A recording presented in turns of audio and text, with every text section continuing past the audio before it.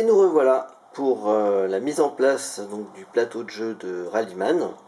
On voit que j'ai commencé déjà à mettre des éléments. Il y a notamment une série de cartes qui vont nous aider pendant le jeu. On a les dés qui vont être essentiels pendant la partie. Nos véhicules, enfin notre véhicule, on en choisira un parmi ceux-là.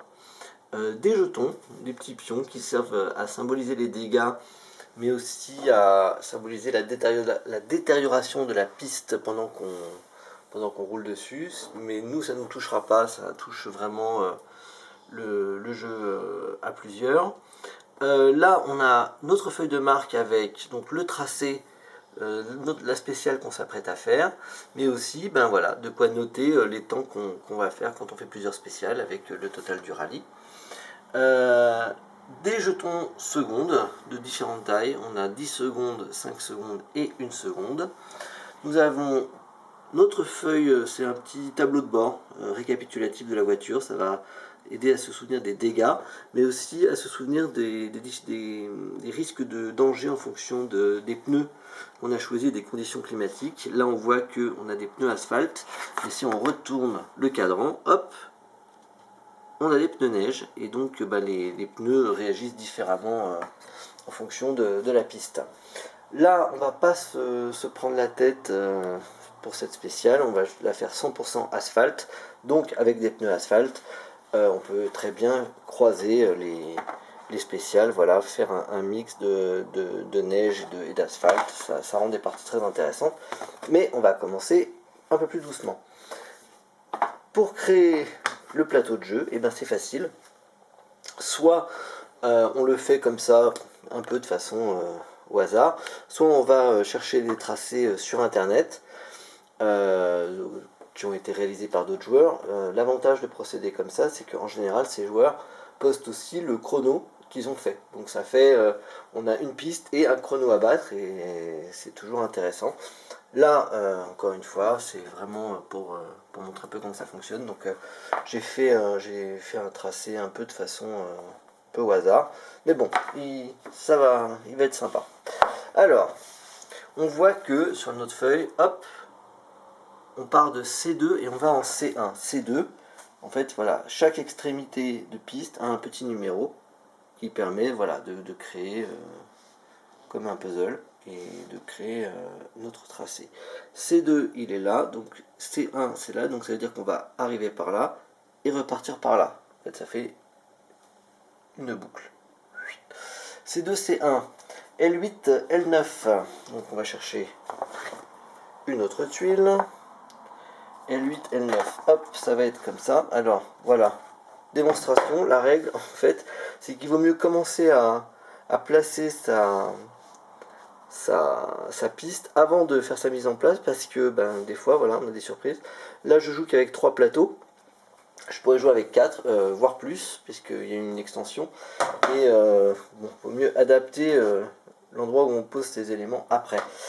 Donc L8 L9, on voit que ça retouche du coup sur le plateau précédent.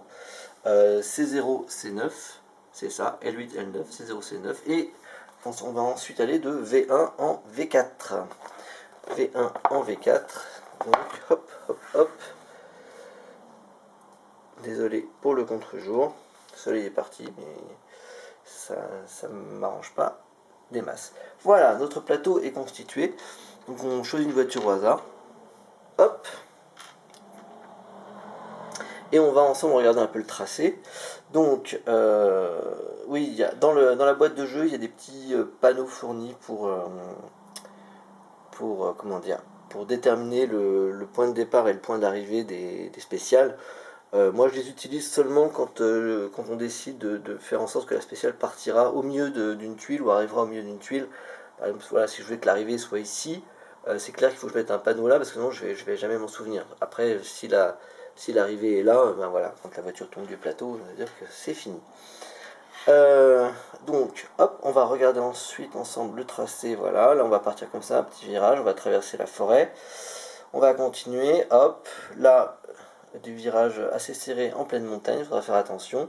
Ensuite, tac, tac, tac, une série d'épingles. Et ensuite là ça va aller beaucoup plus vite puisque c'est une grosse ligne droite qui va traverser un village. Avec, ouais, c'est un village avec petite quinzaine, vingtaine de maisons. Voilà. Le tracé étant placé, je vais vous décrire les éléments qui vont nous servir à jouer. Donc on a des cartes. Hop. Des cartes. Les cartes en fait, donc il y en a deux types. Il y a celles qui sont numérotées de 1 à 5. Et sur chacune il y a une valeur. Vous voyez, 50, 40, 30, 20. Ce sont en fait les vitesses à laquelle on va finir notre tour. À chaque fin de tour, on va prendre une de ces cartes, celle avec laquelle on aura fini notre tour, et on va la mettre à côté de nous, et on va les accumuler au fur et à mesure pour permettre de chiffrer combien de temps on aura mis pour faire tout le tracé. Voilà, donc ça c'est des cartes de vitesse. Si on les retourne, on voit qu'elles ont des indications à l'arrière, c'est ce qui se passe quand on a un accident. Si j'ai un accident en troisième et que je tire cette carte là, je retourne ma carte et je vois que hop, je fais un tête à queue. Et bon, c'est un peu la moins pire des choses qui puissent m'arriver quand j'ai un accident. Hop, quelques autres cartes, ça ce sont voilà, des cartes de cordes. Ces cartes vont être utilisées à chaque fois qu'on va vouloir couper un virage un peu violemment. Vous voyez qu'on peut le faire par exemple ici. C'est-à-dire qu'au lieu de faire hop, hop, hop, je pourrais très bien essayer de tirer tout droit et de franchir deux bas-côtés. Mais à chaque fois, je vais tirer une carte corde. Le risque, quand on joue en solo, c'est de crever un pneu, tout simplement. Quand on joue en multi, il y en a un deuxième, c'est de salir la piste. Parce que comme on va sur un bas-côté, on va projeter de la terre sur la piste. En solo, voilà, ça ne va pas tellement nous affecter, parce que ça va affecter ceux qui sont derrière. Par contre, le risque de crever un pneu, là, même en solo, il est très présent et c'est jamais très pratique. Autre carte, c'est lié une roue de secours, c'est-à-dire on peut tout à fait s'arrêter en plein milieu de la spéciale pour changer les pneus. Ça peut être des fois sur une longue spéciale ou si on n'a pas de réparation prévue à la fin de la spéciale, ça peut être vital de changer les pneus. On a aussi une carte qui s'appelle la carte Sisu ou Zisu, ou voilà, enfin, je crois que c'est du finlandais de mémoire, ça veut dire je sais plus, le courage ou la folie, je ne sais pas trop. C'est un joker, c'est littéralement un joker qui va vous permettre de, une fois par rallye seulement, de relancer les dés si vous n'êtes pas content du résultat. On va éviter de l'utiliser. Voilà à peu près les principaux éléments, à part les dés que voici. Donc les dés correspondent aux cartes. Vous voyez, bon, sauf là c'est un mauvais exemple parce qu'ils sont tous sur leur mauvaise face, mais voilà, c'est-à-dire que vous aviez des cartes 1, 2, 3, 4, 5, hop, vous avez des dés 1, 2, 3, 4, 5, et 2 blancs, je vais écarter pour l'instant.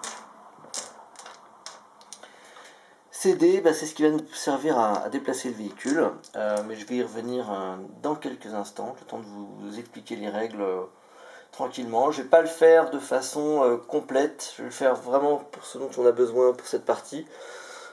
Pour les règles complètes, voilà, il y a des sites vraiment bien foutus, vidéo règles, rallyman.fr qui peuvent vous détailler tout ça. Sur rallyman.fr, il y a des vidéos de parties. Vous pouvez aussi télécharger les règles, il me semble, complètement. Je vous invite à le faire. Là, on va vraiment se concentrer sur une partie solo. Donc je vais vous expliquer les règles pour que vous compreniez ce qui se passe, c'est clair, mais n'hésitez pas à consulter les règles complètes, si vous avez des questions, ça vous permettra vraiment d'y voir un peu plus clair.